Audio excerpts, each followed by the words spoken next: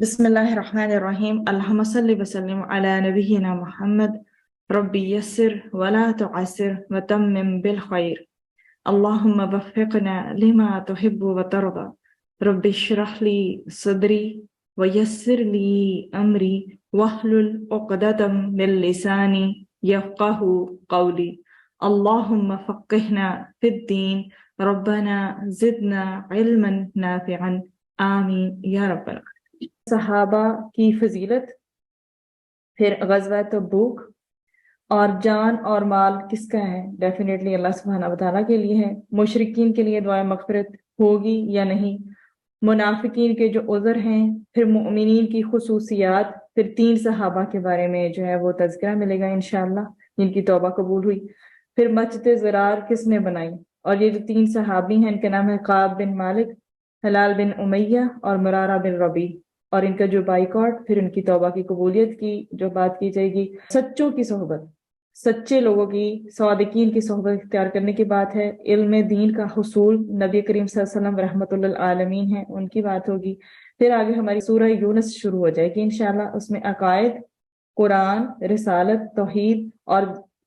جو مرنے کے بعد جی اٹھنا ہے اس کے بارے میں بات ہوگی۔ نوح علیہ السلام کا تھوڑا سا قصہ ملے گا، حضرت موسیٰ علیہ السلام اور حضرت ہارون علیہ السلام کا تھوڑا سا تذکرہ ہوگا، اور یونس علیہ السلام کا بھی تھوڑا سا تذکرہ ہوگا، لیکن بہت زیادہ تفصیلات ابھی ان میں نہیں ہیں۔ تو جی ہمارا جو کل سے سلسلہ منقطع ہوا تھا سورۃ التوبہ کا، وہیں سے شروع کرتے ہیں انشاءاللہ۔ اور سورۃ التوبہ جو ہے اس کے بارے میں ہم نے بات جو اس میں چل رہی تھی ہماری، وہ غزوہ تبوک کے بارے میں تھی کہ غزوہ تبوک میں کس طرح سے منافقین نے آ کر عذر پیش کیے تھے۔ تو وہی بات آگے جو ہے مزید 11th پارہ میں کنٹینیو ہو رہی ہے۔ آیہ نمبر 94 کے اکارڈنگ دیکھیں کہ اے مسلمانوں، جب تم لوگ تبوک سے واپس منافقوں کے پاس جاؤ گے تو یہ تمہارے سامنے طرح طرح کے عذر پیش کریں گے۔ تو اللہ تعالیٰ نے فرمایا کہ اے نبی صلی اللہ علیہ وسلم، تم ان سے کہہ دینا کہ تم عذر پیش کرو یا نہ کرو، ہم ہرگز تمہاری بات کا یقین نہیں کریں گے۔ اللہ تعالیٰ نے ہمیں تمہارے حالات سے اچھی طرح باخبر کر دیا ہے، اور آئندہ اللہ بھی تمہارا طرز عمل دیکھے گا اور اس کا رسول بھی۔ پھر تمہیں لوٹا کر اس ذات کے سامنے پیش کیا جائے گا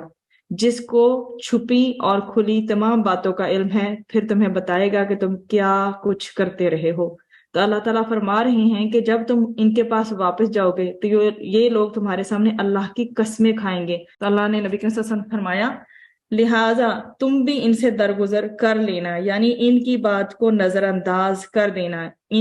یعنی ان کی بات پہ نہ ہاں کہنا اور نہ کہنا، بات سننا اور چپ کر جانا، کچھ ان کو سزا مت دینا، ابھی کچھ فیصلہ مت کرنا۔ پھر آگے آیہ نمبر 95 کنٹینیو ہو رہی ہے۔ یہ لوگ بالکل برے گندے لوگ ہیں منافقین، ان کا ٹھکانہ جہنم ہے، اور جو یہ کمائی کرتے رہے ہیں اس کی وجہ سے ان کا ٹھکانہ جہنم ہے۔ تو اللہ تعالیٰ فرما رہے ہیں یہ تمہارے سامنے اس لیے قسمیں کھائیں گے تاکہ تم ان سے راضی ہو جاؤ،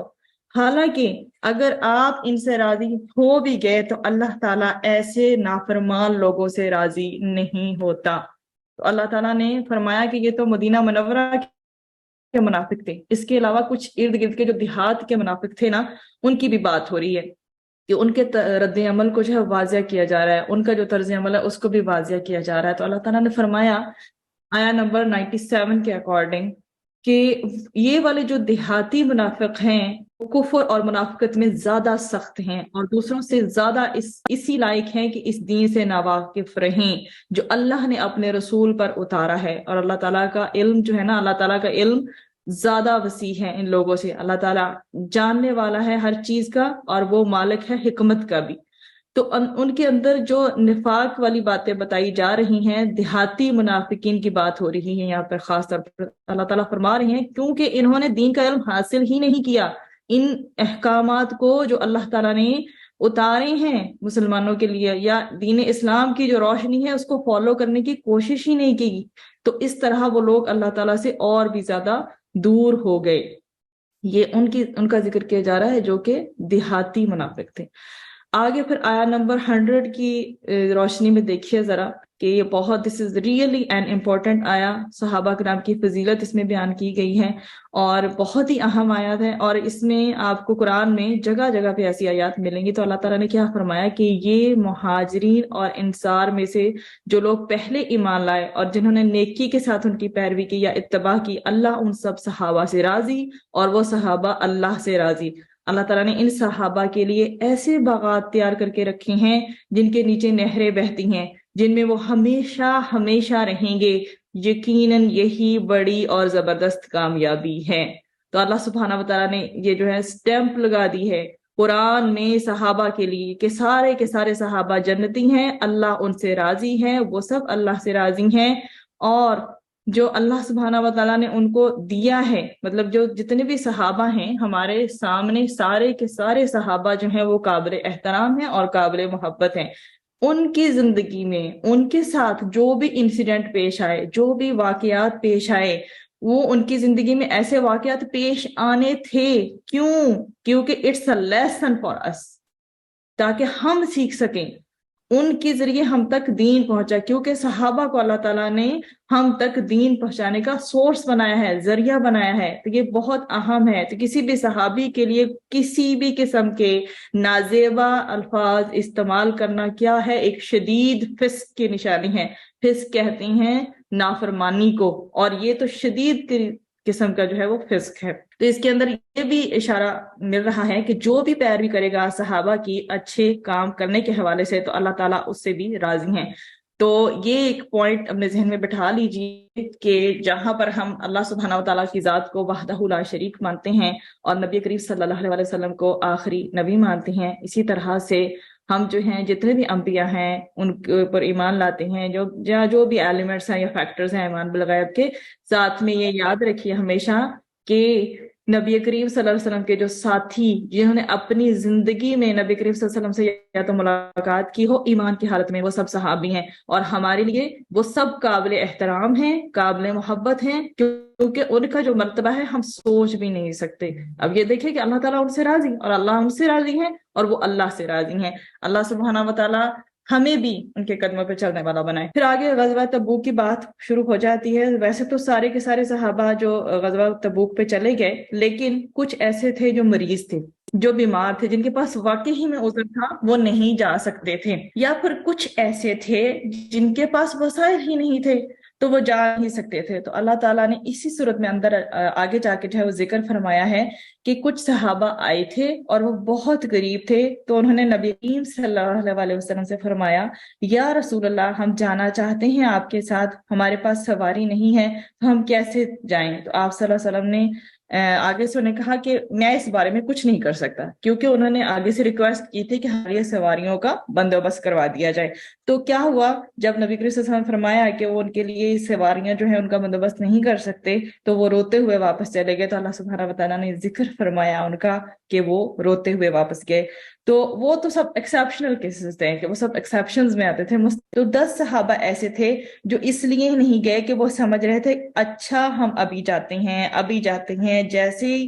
مطلب وہ یہ سوچ رہے تھے، پوسٹ پون کر رہے تھے، جیسے ہماری ایک نیچرل ہیبٹ ہے کہ ہم کسی بھی چیز کو پوسٹ پون کرتے چلے جاتے ہیں، ایون دو کہ ہم اس صورتحال میں ہوتے ہیں کہ ہم اس چیز کو کریں۔ تو یہ ایک چیز آج سے اس آیت سے اپنے لیے ایک موٹیویشن لے لیں، ایک لیسن لے لیں، ایک لرننگ ہے ہمارے لیے کہ جب زندگی میں نیکی کرنے کا موقع ملے تو اسے ہاتھ سے نہیں جانے دینا چاہیے۔ اگر انسان کے اندر کیپیسٹی ہو، استطاعت ہو اس نیکی کو کرنے کی، نیکی کسی بھی فارم میں ہو سکتی ہے، نیکی کا ایک واسٹ سینیریو ہے، اسی طرح صدقے کا بھی ایک واسٹ سینیریو ہے۔ اس کے اوپر تو پورا ایک ہفتہ ہم ڈسکشن کریں تو کم ہے کہ کتنے جو ہیں وہ صدقے کے جو ہے ایسپیکٹس نکلتے ہیں، کتنے پہلو نکلتے ہیں، اور کتنے جو ہیں وہ نیکیوں کے پہلو نکلتے ہیں۔ بات ہو رہی ہے کہ ان سے کیا ہوا، ان سے سستی ہو گئی، تھوڑی سی ان سے لیزینس ہو گئی ان صحابہ کرام سے۔ انہوں نے کہا کہ ہاں جی ہم مل جائیں گے، ہم جیسے سپوز ان کا قافلہ چل پڑا ہے تب غزوہ تبوک کے لیے، تو انہوں نے سوچا کہ ہم ان سے مل جائیں گے، چلیں وہ زیادہ دور نہیں گئے ہوں گے، وہ اس طرح سے سوچ رہے تھے۔ تو جب نبی کریم صلی اللہ علیہ وسلم غزوہ تبوک سے واپسی جو ان کی ہو رہی تھی، تو یہ بات یہاں پہ یاد رکھنے دیکھنے اللہ سبحانہ و تعالیٰ کا کرم کیسا ہوا، اور یہ کیسی آزمائش اور کیسا امتحان تھا کہ وہ غزوہ تبوک کی تیاری کر کے گئے تھے۔ اتنی گرمی کا موسم تھا، اوپر سے جو ہے وہ بالکل کھجوروں کے پیک پہ پکنے کا موسم تھا، جو ان کی اکانومی کو وہی چیز سٹیبل کرتی تھی ہر بندے کے لحاظ سے اگر دیکھا جائے۔ وٹ ایور دا کیسز، وہ وہاں پہ جو بھی صورتحال تھی، جس صورتحال میں بھی وہ نکلے تھے، ہوا کیا کہ اگر جانا بہت مشکل تھا تو ہوا کیا کہ وہاں پر جا کر جو ہے وہ نہیں ہوئی لڑائی، کوئی جنگ نہیں ہوئی، کوئی لڑائی نہیں۔ جب وہاں گئے ہیں تو اللہ سبحانہ و تعالیٰ کا کرم دیکھے، جب وہاں گئے ہیں تو رومیوں کے اوپر ان کی دہشت جو ہے وہ طاری ہو گئی، وہ سب بھاگے، حالانکہ اس ٹائم پیریڈ کے سپر پاور تھے وہ، لیکن ہوا کیا، وہ لڑے بغیر ہی بھاگ گئے، کچھ بھی نہیں ہوا۔ اور یہ سراسر اللہ سبحانہ و تعالیٰ کی ذات کی طرف سے ایک امتحان تھا۔ دیکھیں جو گئے ہیں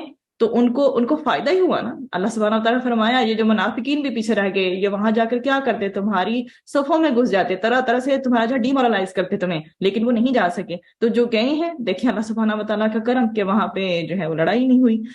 تو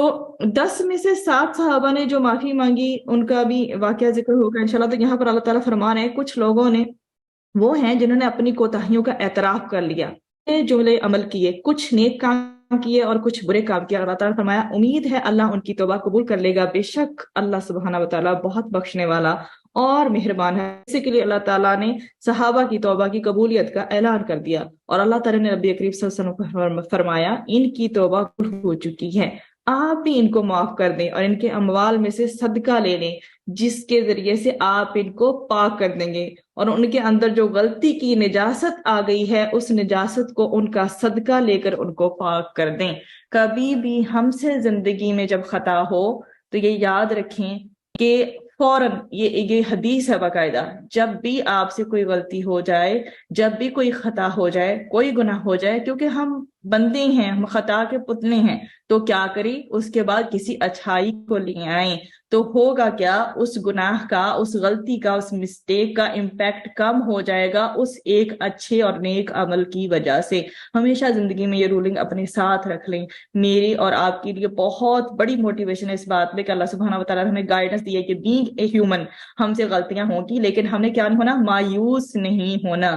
اللہ تعالیٰ کی رحمت اتنی بڑی ہے کہ وہ ہماری ہر طرح کے گناہوں اور غلطیوں کو ڈھانپ لیتی ہے، تو ہم نے مایوس نہیں ہونا۔ تو یہاں پر کیا کہا گیا کہ صدقہ لے لیں، اسی طرح سے صدقہ جہاں ہمارے مال کو جو ہے وہ پاک کرتا ہے، اسی طرح سے جو صدقہ ہے وہ ہمیں ایک موٹیویشن بھی دیتا ہے کہ ہم نے نیک عمل کیا، ایک سینس آف اچیومنٹ آتی ہے ہمارے اندر۔ تو اللہ سبحانہ و تعالیٰ نے کیا کہا کہ صرف ان کا جو ہے ان سے صدقہ لے کر ان کے مال کو صرف پاک ہی نہیں کر دیں، ان کو صرف پاک ہی نہیں کر دیں، ان کے لیے دعا بھی کریں۔ اللہ تعالیٰ نبی کریم صلی اللہ علیہ وسلم کو حکم دے رہے ہیں کہ آپ ان کے لیے دعا کریں، یقیناً آپ کی دعا ان کے لیے تسکین کا باعث ہے، اور اللہ تعالیٰ ہر بات سنتا اور ہر بات جانتا ہے۔ ان 7 میں سے ایک صحابی کا نام تھا ابو لبابہ رضی اللہ عنہ، جن کے نام سے ابھی بھی مسجد نبوی میں ایک ستون موجود ہے جسے استوارۃ التوبہ کہتے ہیں، کہ یہ توبہ کا ستون ہے۔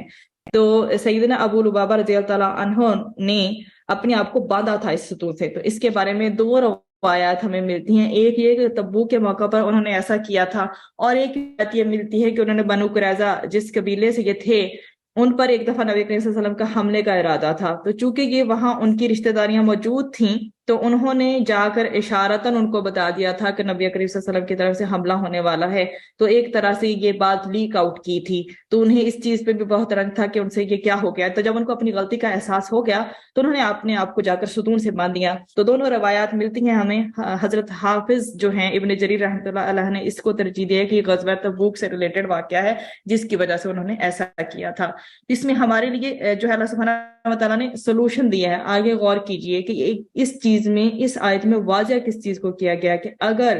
کسی انسان سے کوئی گناہ یا غلطی ہو جائے تو مایوس نہیں ہونا۔ سولوشن بھی اللہ تعالیٰ نے ساتھ ہی پرووائڈ کر دیا کہ اگر ہو گیا، you have done some thing, ایک غلطی، ایک گناہ ہو گیا تو ڈس اپوائنٹ نہیں ہونا on the first stage. And the second thing is, solution بھی اللہ سبحانہ و تعالیٰ کی ذات نے ساتھ ہی پرووائڈ کیا۔ کیا کریں اللہ کی طرف متوجہ ہوں اور اللہ سے معافی مانگیں۔ آگے جو ہے اللہ سبحانہ وتعالیٰ نے فرمایا کہ آپ ان سے مال لے لیں، تو انہوں نے شکرانے کے طور پر خود مال پیش کیے تھے، تو نبی کریم صلی اللہ علیہ وسلم نے پہلے تو انکار کیا تھا کہ مجھے تو کوئی اس کے بارے میں حکم نہیں ہے کہ میں کسی سے مال لوں یا نہ لوں، تو پھر اللہ تعالیٰ نے فرمایا کہ آپ ان سے مال لے لیں، یہ ان کو پاک کر دے گا۔ جو ریلیونٹ ایک مسئلہ نکلتا ہے وہ کہ حکومتی وقت بھی جو ہے وہ جو بھی مالدار طبقہ ہوتا ہے ان سے جو ہے وہ مال لے، اور اسی طرح نبی کریم صلی اللہ علیہ وسلم کی بات کی جا رہی ہے کہ وہ بھی امیر وقت تھے، تو امیر کے لیے، ایک سردار کے لیے، امیروں کے لیے یا جو بھی لیڈرز ہوتے ہیں، تو وہ زکوٰۃ لے کر اسی جگہ کے غریبوں میں ان کے اوپر خرچ کریں۔ تو اب 10 میں سے 3 صحابہ ایسے تھے، 3 حضرات ایسے تھے جنہوں نے اپنے آپ کو نہیں باندھا۔ ان کے 3 کے نام تھے سیدنا کعب بن مالک رضی اللہ عنہ، سیدنا ہلال بن امیہ رضی اللہ عنہ، سیدنا مرارہ بن ربیع۔ یہ 3 ایسے صحابہ تھے جنہوں نے اپنے آپ کو اس وقت توبہ کے لیے پیش نہیں کیا تھا۔ تو بہت ہی خوبصورت تھے، یہاں پہ پورا کا پورا واقعہ ملتا ہے سیدنا کعب رضی اللہ عنہ کے حوالے سے کہ ان کی معافی کا تذکرہ کیا کیا کہ انہوں نے اپنی سستی کا اعتراف کر لیا، لیکن باقی صحابہ جو تھے وہ 2 بوڑھے تھے۔ تو نبی کریم صلی اللہ علیہ وسلم نے کہا کہ ان کا بائیکاٹ کر دیا جائے، کوئی بھی ان سے بات نہیں کرے گا جب تک کہ اللہ کی طرف سے توبہ کے احکامات نہیں آ جاتے۔ تو ان کی جو ہے توبہ اللہ تعالیٰ جب تک قبول نہیں کر لیتے تو ہماری طرف سے بھی یس نہیں ہے۔ تو ہوا یہ کہ یہ جو ہے جی بائیکاٹ 50 ڈیز کا تھا، اور اس کے بعد یہ حکم یہ بھی مزید دے دیا گیا کہ ان کی بیویاں بھی ان سے الگ ہو جائیں۔ تو جو بڑے صحابہ تھے تو ان کے بارے میں تو یہ تھا نا کہ وہ جو ہیں وہ بیویوں کے بغیر نہیں رہ سکتے، تو ان کی جو کیئر کے لیے بیویاں ریکوائرڈ ہیں، تو اللہ سبحانہ تعالیٰ کی طرف سے مزید حکم آیا کہ پھر ٹھیک ہے ازدواجی تعلقات جو ہیں وہ کسی طرح کے بھی قائم نہیں ہوں گے۔ تو انہوں نے فرمایا کہ وہ تو اس دن سے، جس دن سے یہ جو ہے ان سے یہ کوتاہی ہو گئی ہے، اس دن سے وہ ان کا رونے سے برا حال ہے، تو اس طرف وہ سوچ بھی کیسے سکتے ہیں۔ تو بہرحال یہاں یہ بات کی گئی کہ 50 ڈیز تک کوئی بھی ان سے بات نہیں کرتا تھا صحابہ کرام سے، ان تینوں سے، کہ جب تک کہ اللہ سبحانہ تعالیٰ کی طرف سے توبہ قبول نہیں ہو جاتی۔ اور ان کی صورتحال یہ تھی، کنڈیشن دی تھی، اللہ تعالیٰ نے فرمایا کہ ان کے اوپر زمین اپنی وسعت کے باوجود تنگ ہو گئی تھی۔ آیت نمبر 118 کو دیکھیں، ان تینوں پر اللہ تعالیٰ نے اپنی رحمت نازل فرمائی، اور ان کی جب توبہ قبول ہوئی تو اس کی بات کی گئی۔ ہوا یہ کہ یہ جو صحابہ تھے یہ پھر انتظار کر رہے تھے، صحابہ کرام میں سے کوئی ان سے بات نہیں کرتا تھا۔ نبی کریم صلی اللہ علیہ وسلم نے بھی اپنی ناراضگی جو ہے وہ شو کی تھی کہ جب تک اللہ کی طرف سے حکم نہیں آ جاتا آپ کی توبہ کا، تب تک ان سے کوئی بھی بات نہیں کرے گا، کمپلیٹ بائیکاٹ تھا۔ اور سیدنا جو ہے کعب رضی اللہ عنہ، ان کو منافقین کی طرف سے بھی بہت آفرز آئی اس دوران، اور پھر ایون روم کی جو سپر پاور ہے ان کی طرف سے بھی باتیں ہونے لگی۔ تو سیدنا کعب جو ہے وہ سوچتے تھے کہ یہ کیسا وقت آ گیا ہے نا کہ شیطان کس طرح سے جو ہے ان کو ٹیمپٹ کر رہا ہے، اکسا رہا ہے۔ تو بہرحال ایک دن جو ہے وہ فجر کی نماز کے بعد بیٹھے ہوئے تھے، اور جو ہے دور سے ندا آئی ہے، زور سے آواز سے، کہ جی آپ کی توبہ قبول ہو گئی ہے۔ تو اس دن وہ ان کی جو ہے وہ خوشی کا جو عالم ہے وہ دیکھنے کے قابل تھا۔ ایک گھڑ سوار نبی کریم صلی اللہ علیہ وسلم کی طرف سے بھیجا گیا ان کے پاس آنے کے لیے کہ اس کی خوشخبری دی جائے کہ آپ کی توبہ قبول ہو گئی ہے۔ اس وقت وہ کہتے ہیں کہ جو ہے میرے پاس کچھ نہیں تھا سوائے اپنی قمیض کے، تو میں نے قمیض اتاری اور تحفتاً اس کو تحفے میں دے دی۔ تو اس قدر وہ خوش تھے اپنی جو ہے اس توبہ کی قبولیت سے۔ تو اس وقت وہ کہتے ہیں کہ شیطان نے مجھے ورغلایا تھا کہ میں جاؤں جا کے نا پریٹینڈ کر دوں کہ مجھ سے یہ ایسے ہو گیا ویسے ہو گیا، اور کوئی بھی بہانہ لگا دوں، لیکن اس دن خوشی کے عالم میں نے یہ سوچا کہ زندگی میں کبھی میں جھوٹ نہیں بولوں گا۔ جو اللہ کی رحمت ہے دور ہو جاتی ہے جھوٹ بولنے سے، تو میں زندگی میں کبھی جھوٹ نہیں بولوں گا۔ جب وہ پھر مسجد کی طرف بڑے ہیں جہاں کے نبی کریم صلی اللہ علیہ وسلم موجود تھے اور صحابہ تھے، صحابہ لٹرلی دل سے چاہتے کہ ان کے بھائی کی توبہ قبول ہو جائے، وہ دعائیں کرتے تھے، لیکن بائیکاٹ تھا، بات نہیں کر سکتے تھے، لیکن دل میں دعائیں کر رہے تھے کہ اس بندے کی آزمائش ختم ہو، ان تینوں صحابہ کی آزمائش ختم ہو اور ان کی توبہ قبول ہو جائے۔ اور جب وہ توبہ قبول ہو گئی، عید کا سما تھا، خوشی کے مارے عید کا سما تھا وہاں پر، اور نبی کریم صلی اللہ علیہ وسلم کا چہرہ اس وقت خوشی سے ایسے جو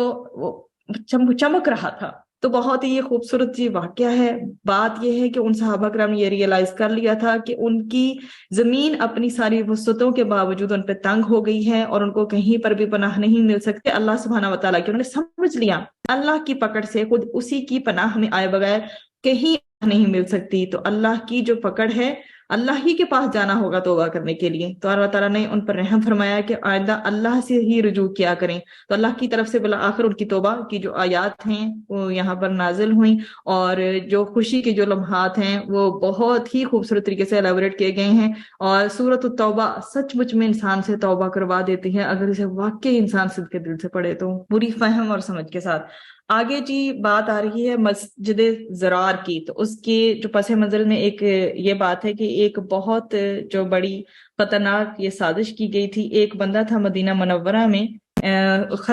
خزرج قبیلے سے، اور اس کا نام تھا عامر۔ وہ عیسائی ہو گیا تھا اور وہ بہت ہی رہبانیت اور درویشی کی زندگی گزارتا تھا، اور مدینہ منورہ میں نبی کریم صلی اللہ علیہ وسلم کے آنے سے پہلے اس کی جو ہے بہت عزت تھی۔ لیکن جب نبی کریم صلی اللہ علیہ وسلم آئے تو اس کی جو انا نے برداشت نہیں کیا کہ لوگ پہلے تو میری عزت کیا کرتے تھے اور اب یہ ان کی عزت کرتے ہیں، تو اس نے حق کو قبول کرنے کی بجائے نبی کریم صلی اللہ علیہ وسلم کو اپنا حریف بنا لیا۔ تو یہ دشمنوں کے خلاف رہا، ساری جنگوں میں نبی کریم صلی اللہ علیہ وسلم کو کمزور کرنے کی کوشش کرتا رہا، منافقین سے مل گیا۔ خیر جب جنگ حنین ہوئی، اور جنگ حنین کے بعد جب مسلمانوں کو اس میں بھی فتح نصیب ہوئی، تو یہ ابو عامر شام چلا گیا۔ اس نے وہاں سے مدینہ منورہ کے منافقین کو خط لکھا کہ میں کوشش کر رہا ہوں یہاں سے کہ روم جو سپر پاور ہے اس کا بادشاہ مدینہ منورہ پر چڑھائی کر کے مسلمانوں کو ختم کر دے، لیکن تمہارے لیے ضروری ہے کہ تم انٹرنلی ایک محاذ بناؤ، تاکہ اگر ایسا ہو تو تم اندر سے ان کو کھاؤ، مطلب کہ ان کو اندر سے کمزور کرو، اور ایک جگہ بنا لو، ایک مرکز بنا لو، اور اس عمارت کو مسجد کے نام سے بناؤ، اور اس میں ہتھیار بھی جمع کرو۔ خیر منافقین نے اس کی بات مان لی، اور جو قباء کا جو علاقہ ہے وہاں پر ایک عمارت بنائی گئی مسجد کی طرح کی۔ اور جب نبی کریم صلی اللہ علیہ وسلم تبوک سے واپس تشریف لا رہے تھے تو ان کو منافقوں نے کہا کہ آئیں، ہم نے ایک مسجد بنائی ہے۔ چونکہ مسجد قباء جو نبی کریم صلی اللہ علیہ وسلم نے پہلی مسجد بنائی تھی مکہ مکرمہ سے آتے ہوئے مدینہ منورہ جب بنائی تھی قباء کے مقام پر، تو وہ لوگوں کو بہت دور پڑتی ہے، تو ہم نے کیا کیا ہے، ہم نے لوگوں کی آسانی کے لیے ایک اور مسجد بنائی ہے۔ تو نبی کریم صلی اللہ علیہ وسلم چونکہ اس سچویشن سے آگاہ نہیں تھے کہ in the back of the mind چل کیا رہا ہے، کیا سازش اور منافقت چل رہی ہے، تو ازراہ شفقت مطلب کہ ان کے ساتھ ایک سافٹ بیہیویئر اختیار کرتے ہوئے انہوں نے کہا کہ ہاں میں آؤں گا اور میں تمہاری اس مسجد میں بھی نماز پڑھاؤں گا۔ اللہ تعالیٰ نے اس کے بارے میں تبوک سے واپسی پر یہ آیات نازل فرما دی کہ کچھ وہ لوگ ہیں جنہوں نے ایک مسجد اس کام کے لیے بنائی ہے کہ مسلمانوں کو نقصان پہنچائیں، یعنی نقصان والی مسجد ضرار، یعنی نقصان والی ایسی مسجد جس میں کافرانہ باتیں کریں، مومنوں میں پھوٹ ڈالنے کی کوشش کریں، اور ایسا انہوں نے ایک پلیٹ فارم بنانے کی کوشش کی ہے جس کے حوالے سے کہا کہ اللہ اور اس کے رسول سے جنگ کرنے کے لیے۔ تو یہ ضرور قسمیں کھا لیں گے کہ بھلائی کے سوا، مطلب کہ they want to do something good، کہ لوگوں کے لیے جو کہ مسجد کو بہت دور پڑ رہی ہے، that's why انہوں نے یہ قریب ترین مسجد بنائی ہے۔ تو ان کی بھلائی کی نیت نہیں ہے، لیکن وہ آگے قسمیں کھائیں گے کہ ہماری بھلائی کی ہی نیت ہے، لیکن اللہ اس بات کی گواہی دیتا ہے کہ وہ قطعی جھوٹے لوگ ہیں۔ اللہ تعالیٰ نے نبی کریم صلی اللہ علیہ وسلم کو حکم دیا، اے نبی اس مسجد یعنی نام نہاد مسجد جیسی عمارت میں کبھی بھی نماز پڑھنے کے لیے کھڑے مت ہوں، بلکہ یہ جو قباء آپ نے پہلی مسجد بنائی، اور صرف مسجد ہی نہیں، اس مسجد کی بنیاد آپ نے تقوی پر رکھی تھی، اور اس مسجد کی جو کہ بنیاد تقوی پر رکھی گئی ہے اس بات کی زیادہ حقدار ہے کہ آپ اس میں کھڑے ہوں، یعنی اس میں نماز پڑھیں۔ اور اللہ تعالیٰ نے قباء کے صحابہ کے بارے میں بہت ہی تعریفانہ ایسے اپریسیشن والے جو ہیں کلمات فرمائے کہ ان لوگوں کی خوبی کیا ہے، یہ پاک صاف رہتے ہیں۔ یہ صرف پاک صاف جو ہے انٹرنلی نہیں رہتے، یہ ایکسٹرنلی بھی پاک صاف ہے، مطلب یہ اندرونی طور پر ہی پاک صاف نہیں ہے بلکہ بیرونی طور پر بھی پاک صاف ہے، ان کے دل بھی پاک ہیں اور یہ ظاہری طور پر بھی پاک صاف ہیں۔ لیکن ساتھ میں جو ظاہری پاک صاف ہونے کی جو ہے انہوں نے وضاحت فرمائی اللہ سبحانہ و تعالیٰ نے ان آیات میں کہ یہ وضو بہت اچھے طریقے سے کرتے ہیں، یہ استنجا بہت اچھے طریقے سے کرتے ہیں، اپنے آپ کو صاف رکھتے ہیں۔ اللہ تعالیٰ کو یہ بات اتنی پسند ہے کہ اللہ سبحانہ و تعالیٰ نے فرمایا کہ چونکہ اس میں وہ لوگ نماز پڑھتے ہیں جو کہ پاک صاف رہتے ہیں، اللہ تعالیٰ ان کو پسند کرتا ہے۔ چونکہ وہ پاکیزگی کو پسند کرتے ہیں، اللہ تعالیٰ بھی پاک صاف رہنے والوں کو پسند کرتا ہے۔ تو یہاں پر یہ ہمارے لیے پوائنٹ ہے کہ جب ہم اپنی طہارت کا اہتمام کریں تو ہم کانشیسلی اہتمام کریں، ہمارا بھی استنجا خوبصورت ترین ہو، ہمارا وضو بھی خوبصورت ترین ہو. اور پھر میں نے لاسٹ ٹائم بھی یہ بات کہی تھی کہ کوشش کریں کہ ٹوائلٹ میں کم سے کم وقت گزاریں، اپنے کپڑے ٹوائلٹ میں نہ لٹکے رہنے دیں. ہاں، اپنا برش جو ٹیتھ برش ہے یا مسواک ہے اس کو بھی ٹوائلٹ میں نہیں رہنے دیں، کیونکہ آپ نہیں جانتے کہ کس قسم کے خبیث جن ٹوائلٹس میں ہوتے ہیں. تو اپنی طہارت کا، اپنی پاکیزگی کا خود بہت کانشیسلی خیال کریں. تو چونکہ یہ جو بات ہو رہی تھی مسجد قباء کے بارے میں، تو چونکہ اس کی بنیاد بھی ہے وہ تقویٰ پر رکھی گئی ہے، ایون دو کہ مسجد نبوی بھی اسی آیت کے اندر شامل ہے کہ یہ بھی وہی مسجد ہے جس کی بنیاد پہلے دن سے ہی تقویٰ پر رکھی گئی ہے. تو اللہ تعالیٰ نے فرمایا کہ دیکھو اے مسلمانوں، اللہ تعالیٰ نے تمہاری جانیں اور تمہارے مال تم سے خرید لیے ہیں، اس کے بدلے میں اللہ تمہیں جنت دے گا. اللہ تعالیٰ نے مومنین کی کچھ نشانیاں بتائی ہیں کہ یہ کیسے ہوتے ہیں، یہ کون ہے جن کے جان مال اللہ نے خرید لیے. اللہ تعالیٰ نے فرمایا یہ تائبون ہیں، یہ توبہ کرنے والے ہیں، کبھی غلطی ہو جاتی ہے تو توبہ کر لیتے ہیں، عبادت کرتے ہیں، اللہ کی بندگی کرتے ہیں، اللہ کا حکم مانتے ہیں، شکر ادا کرنے والے ہیں، روزہ رکھنے والے ہیں، رکوع کرتے ہیں، سجدہ کرتے ہیں، نیکی کا ایک دوسرے کو حکم دیتے ہیں، اور کس چیز سے روکتے ہیں؟ برائیوں سے روکتے ہیں، ایک دوسرے کو منع کرتے ہیں، اور اللہ سبحانہ و تعالیٰ کی قائم کی ہوئی حدوں کی حفاظت کرتے ہیں. یعنی ہر کام جو کرتے ہیں اس میں دیکھتے ہیں کہ اللہ کی بتائی ہوئی حد کیا ہے. اور یہی چیز بہت اہم چیز ہے. ہم بھی کہیں نہ کہیں غلو کر جاتے ہیں، ہمیں بھی حدود کا پتہ نہیں ہوتا، اور اس کی وجہ جو ہے علم کی کمی یا پھر جہالت ہے. تو اللہ تعالیٰ ہمیں کیا بتا رہے ہیں کہ ہمیں یہ بات یاد رکھنی چاہیے کہ عبادت بھی تبھی قابل قبول ہوتی ہے جب اس میں ہمیں حدود کا پتہ ہو کہ اللہ سبحانہ و تعالیٰ کی حدود کیا ہیں. مثلاً سپوز ایک ایگزامپل ہے اس کو سمجھنے کے لیے، ایک بندہ اپنی عبادت میں اتنا منہمک ہو جائے کہ اس کو اپنی بیوی بچوں کا خیال ہی نہیں ہے، ایون دو کہ ان کو بہت زیادہ ضرورت ہے. سپوز اگر کسی کی بیوی بہت بیمار ہے اور بیمار پڑی ہے اور اس کو خیال نہیں کر رہا وہ اس کا ہسبینڈ جو ہے، یا کوئی بچہ پریشان ہے اتنی انٹینس سچویشن میں، تو اس وقت جو ہے جی باپ کو صرف عبادت کی پڑی ہے. فرائض تو definitely we have to do, فرائض جو ہمارے اوپر 5 نمازیں وہ ہمیں کرنی ہی کرنی ہے. لیکن کوئی انسان اس حد تک جو ہے وہ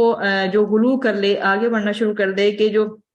آپ کے جو سرٹن حقوق ہیں سوسائٹی میں یا آپ کے اپنے گھر میں، اگر سپوز آپ کے پیرنٹس کو آپ کی ضرورت ہے اور ان کو کیئر کی ضرورت ہے کیونکہ وہ بڑے ہو چکے ہوتے ہیں، اور ان کا بیٹا یا بیٹی عبادت میں اس قدر لگا ہوا ہے فرائض کے علاوہ نوافل وغیرہ میں، تو اس کو کیا چاہیے ایسی سٹیج میں، چاہے شوہر ہو یا بیوی ہو، وائس ورسا کوئی بھی ہو سکتا ہے، کسی کی بھی طبیعت خراب ہو سکتی ہے یا کسی کو بھی کیئر ریکوائرڈ ہو سکتی ہے، تو اس میں کیا کریں جی؟ فرض نمازوں کے علاوہ باقی اپنی عبادات میں میانہ روی اختیار کریں. یہ ضرور خیال رکھیں کہ کسی کی بھی حق تلفی نہ ہو، کیونکہ ہمیں حدیں کراس کرنے والا نہیں بننا. تو اللہ سبحانہ و تعالیٰ ہمیں حکمت کے ساتھ زندگی کے تمام معاملات کو ڈیل کرنے کی توفیق عطا فرمائے، آمین. مشرکین کے لیے دعائے مغفرت کی بات جہاں تک کی جا رہی ہے جی، کہ مشرکین کے لیے دعائے مغفرت آپ نہیں کریں گے. مومنین چاہے ان کے رشتہ دار جو ہیں وہ مشرکین کیوں نہ ہوں، دوزخیوں کے لیے کوئی انبیاء جو ہیں وہ کر سکتے ہیں دعائے مغفرت، اور نہ ہی ہم کر سکتے ہیں. تو حضرت ابراہیم علیہ السلام کی جو بات ہو رہی تھی کہ ان کے ریلیٹڈ استغفار کی، تو ایون تو کہ وہ خود بتوں کی پوجا کیا کرتے تھے، بت بناتے تھے، تو ابراہیم علیہ السلام نے اپنے باپ کی مغفرت کے لیے جو دعا کی، تو اس کے علاوہ وہ کچھ نہیں تھی، کیونکہ انہوں نے اپنے باپ سے ایک عہد کر رکھا تھا. لیکن جب ان پر مزید یہ بات واضح ہو گئی کہ اللہ تعالیٰ کے دشمن ہے، تو وہ بھی اس بات سے دستبردار ہو گئے، اور اس کے بعد دوبارہ ان کی مغفرت کے لیے دعا نہیں کی. تو اسی طرح حضرت ابراہیم علیہ السلام کی جو ہے وہ ذات، ان کی جو کوالٹیز ہیں ان کو بیان کیا گیا ہے کہ وہ کیسے تھے. وہ بہت حلیم تھے اور بردبار تھے اور آہیں بننے والے تھے، اور اس کے علاوہ یہ کہ وہ خلیل اللہ سبحانہ و تعالیٰ کے دوست کا لقب بھی ان کے نام کے ساتھ ہے. پھر یہ کہ سچوں کی صحبت اختیار کریں. اللہ تعالیٰ نے بات کی 3 صحابہ کی، اور ساتھ میں اللہ سبحانہ و تعالیٰ نے یہ بات فرمائی کہ اے ایمان والو، جو پیچھے ہم واقعہ ذکر کر کے آئے ہیں، اے ایمان والو تقوی اختیار کرو اور سچے لوگوں کے ساتھ رہا کرو. سچے لوگوں کے ساتھ اس لیے رہا کرو کیونکہ جب سچوں کے ساتھ جڑ جاؤ گے تو آپ کے اپنے اندر بھی وہی کوالٹیز آ جائیں گی. A man is known by the company he keeps. صحبت بہت اثر ڈالتی ہے،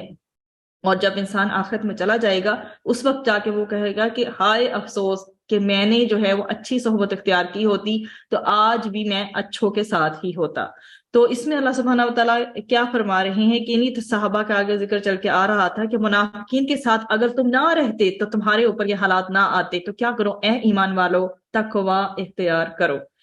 اب آگے بات چل رہی ہے کہ جنگ میں جانے کی جو بات ہو رہی ہے کہ یہ مناسب نہیں ہے کہ سارے کے سارے لوگ جنگ میں چلے جائیں اور سارے کے سارے لوگ تبلیغ میں چلے جائیں، اور جو کرنا کیا ہے کہ ہر بڑی جماعت میں سے ایک گروہ نکلا کرے اللہ کے راستے میں، تاکہ جو لوگ پیچھے رہ جائیں اور وہ دین کی سمجھ بوجھ اتنی زیادہ نہ رکھتے ہوں، تو جو لوگ دین کا علم حاصل کر چکے ہیں وہ جب اپنی قوم کے پاس آئیں تو آ کر ان کو وارننگز دیں، ان کو متنبع کریں، ان کو سمجھائیں اور گناہوں سے بچائیں اور غلطیوں سے بچائیں، اور تاکہ وہ لوگ بھی نیکیوں پہ آ جائیں۔ اور یہ بہت ایک اہم رولنگ ہے تاکہ معاشرے میں ایک بیلنس برقرار رہے۔ پھر نبی کریم صلی اللہ علیہ وسلم کے رحمت للعالمین نبی الرحمہ ہونے کی بات ہو رہی ہے، اور نبی کریم صلی اللہ علیہ وسلم کے بارے میں بتایا گیا کہ منافقین کے ساتھ کیسے ڈیل کرنا ہے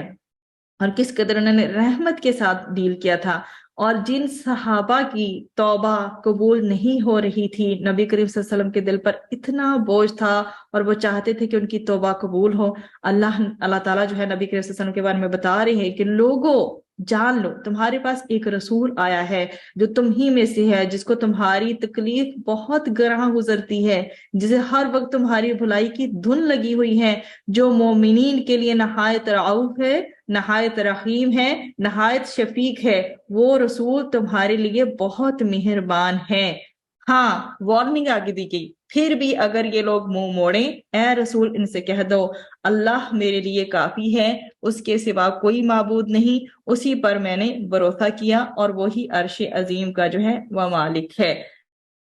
اسی میں جو ہماری سورۃ التوبہ میں آخری جو آیت ہے اس میں دیکھیے، آخری آیات میں سے حسبی اللہ لا الہ الا هو علیہ توکلت وہو رب العرش العظیم، تو کہہ دیجئے کہ کافی ہے مجھے اللہ، نہیں ہے کوئی الہ مطلب برحق مگر وہی، اسی پر میں نے بھروسہ کیا اور وہ رب ہے عرش عظیم کا۔ یہ اسے فجر اور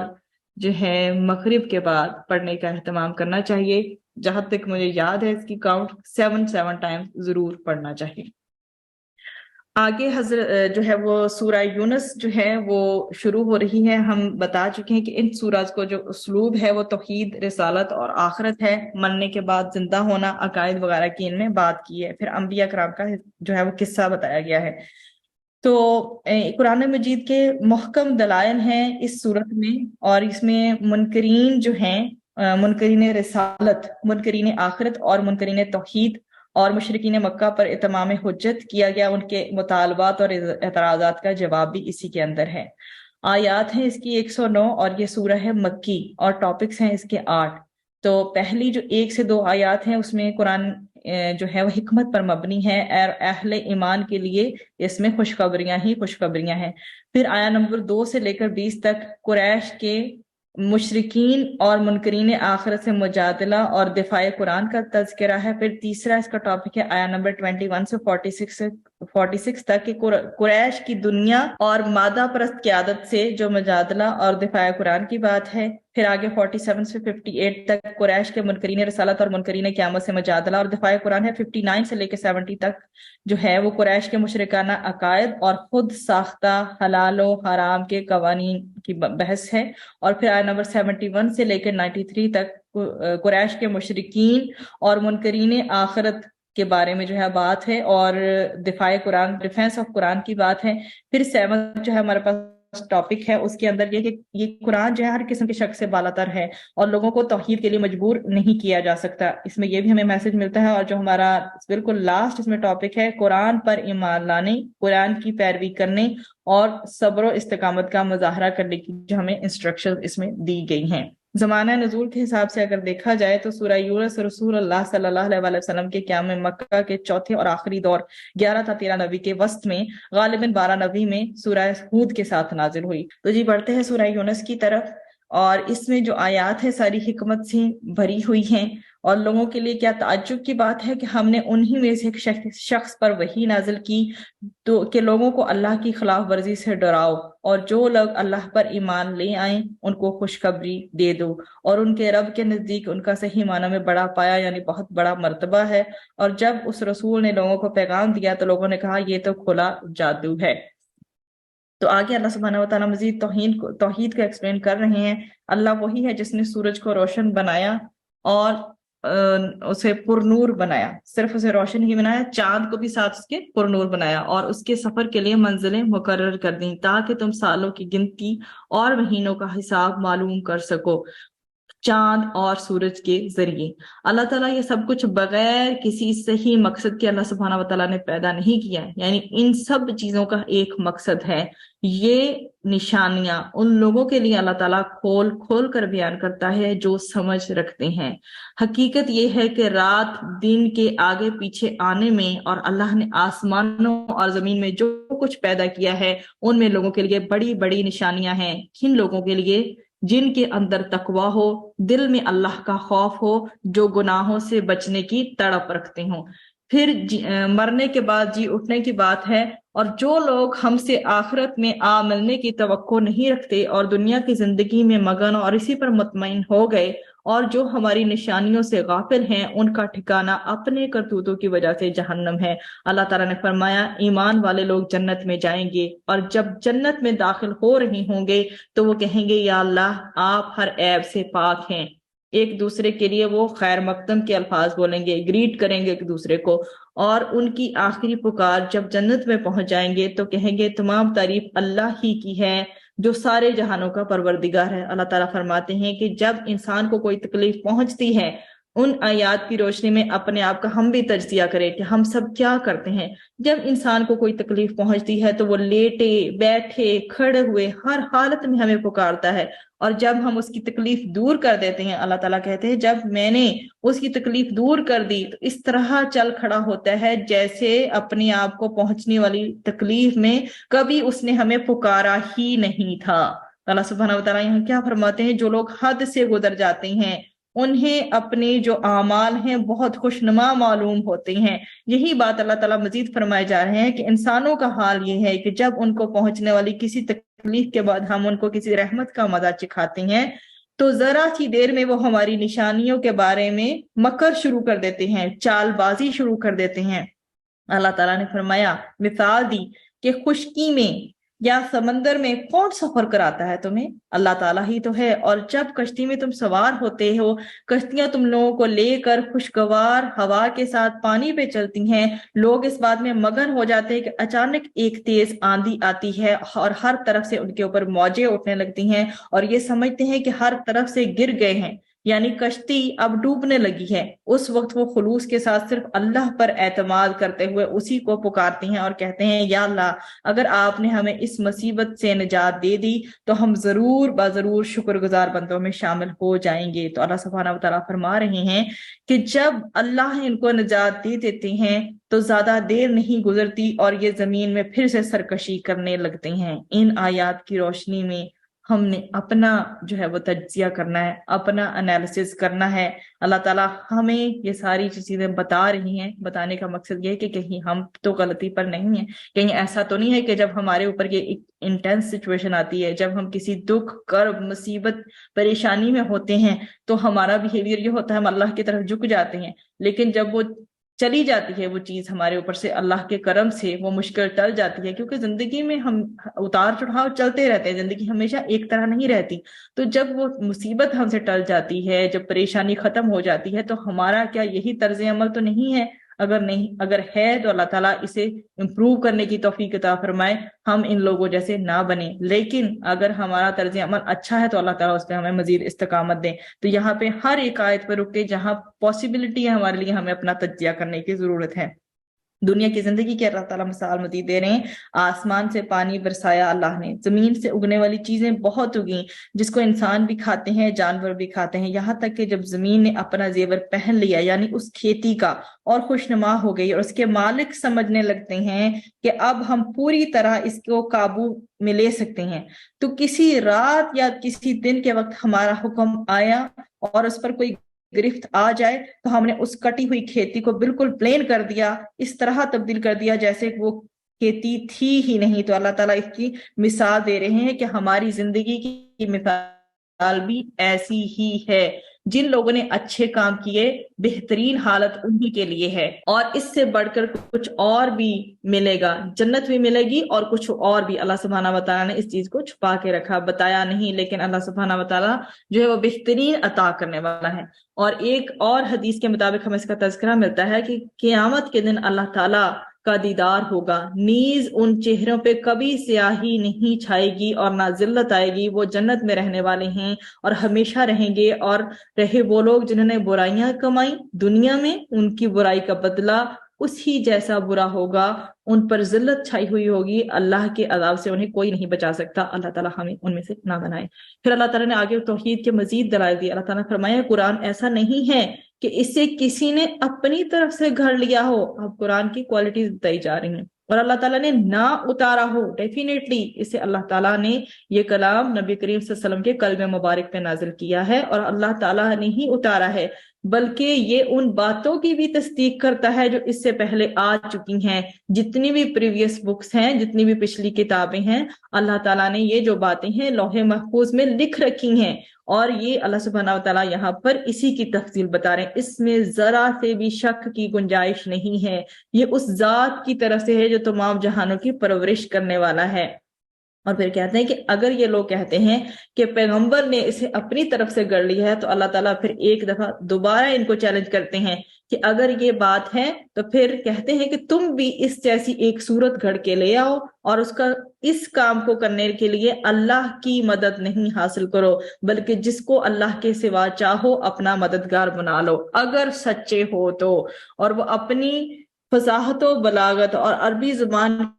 کے اندر مہارت کے باوجود ایک بھی آیت نہیں بنا سکے قرآن جیسی۔ پھر اللہ تعالیٰ کہتے ہیں کہ قیامت کے دن جب لوگ کھڑے ہوں گے تو ان کو لگے گا کہ وہ دنیا میں صرف ایک گھڑی رہ کے آئے ہیں، کچھ ساعتیں، کچھ لمحے، ایک شام یا ایک صبح۔ یہ دنیا کی زندگی آخرت کے مقابلے میں صرف اتنی سی ہے کہ وہاں جا کے ہمیں یہ فیلنگ آئے گی کہ یا تو ہم نے زندگی کا صرف ایک لمحہ دنیا میں گزار کے آئے ہیں، یا ایک شام یا ایک صبح یا کچھ مومنٹس یا کچھ لمحے۔ تو اللہ تعالیٰ نے فرمایا قرآن ایک ایسی چیز ہے جو اللہ کی طرف سے نصیحت بھی ہے، دلوں کی بیماریوں کے لیے شفا بھی ہے، اور ایمان والوں کے لیے ہدایت اور رحمت کا سامان بھی ہے۔ اللہ کے جو ولی ہوتے ہیں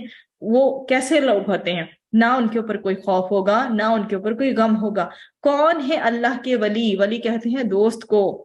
اللہ کے ولی کون ہیں؟ جو ایمان لاتے ہیں اور گناہوں سے بچتے ہیں، اللہ انہیں اپنا دوست بنا لیتا ہے، اپنا ولی بنا لیتا ہے۔ اللہ کا دوست بننے کے لیے صرف یہی چیزیں ریکوائرڈ ہیں کہ ہم ایمان لائیں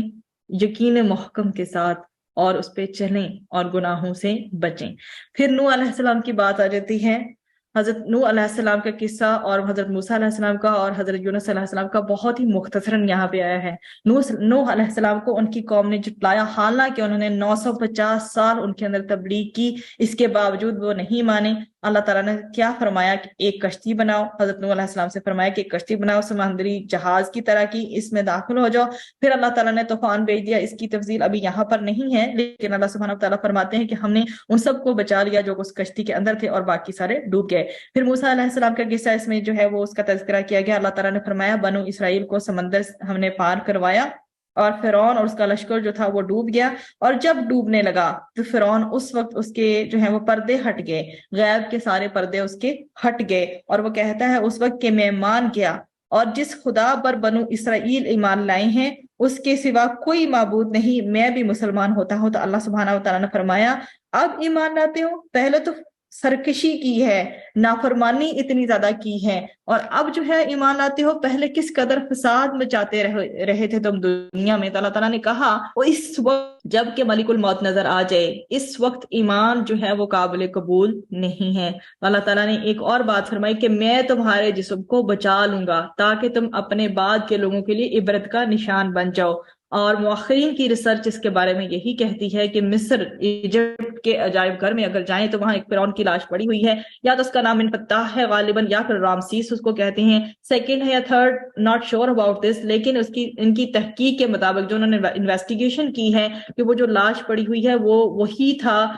فرعون جو موسیٰ علیہ السلام کے ٹائم پیریڈ میں تھا، کیونکہ مصر کے سارے بادشاہوں کو فرعون کہتے ہیں. تو اگر یہ بات سچ ہے کہ یہ وہی جو ہے ڈیڈ باڈی ہے، تو قرآن کی یہ کھلی دلیل ہے، اور اللہ تعالیٰ فرمانے کہ میں تمہارے بدن کو بچا لوں گا اور آگے جو تمہارے بعد آئیں گے ان لوگوں کے لیے عبرت بناؤں گا. پھر آگے بہت ہی مختصراً حضرت یونس علیہ السلام کا قصہ ہے کہ اگر اللہ سبحانہ و تعالیٰ نے حضرت یونس علیہ السلام کا قصہ بتایا کہ وہ اپنی قوم سے مایوس ہو گئے، تو انہوں نے سوچا کہ یہ لوگ اب ایمان نہیں لائیں،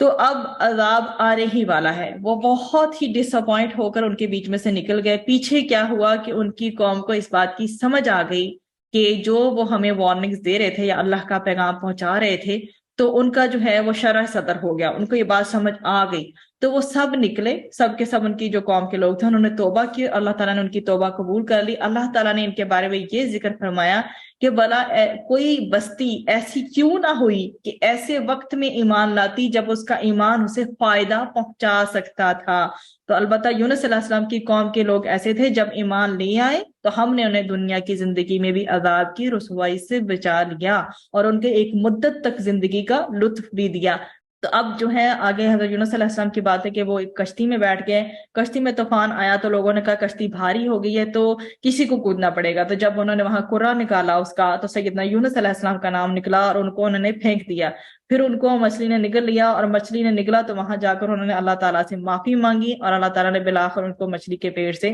بچا لیا. سبحانک اللہم و بحمدک نشہد ان لا الہ الا انت نستغفرک و نتوب الیک. ربنا تقبل منا انک انت السمیع العلیم وتب علینا انک انت التواب الرحیم.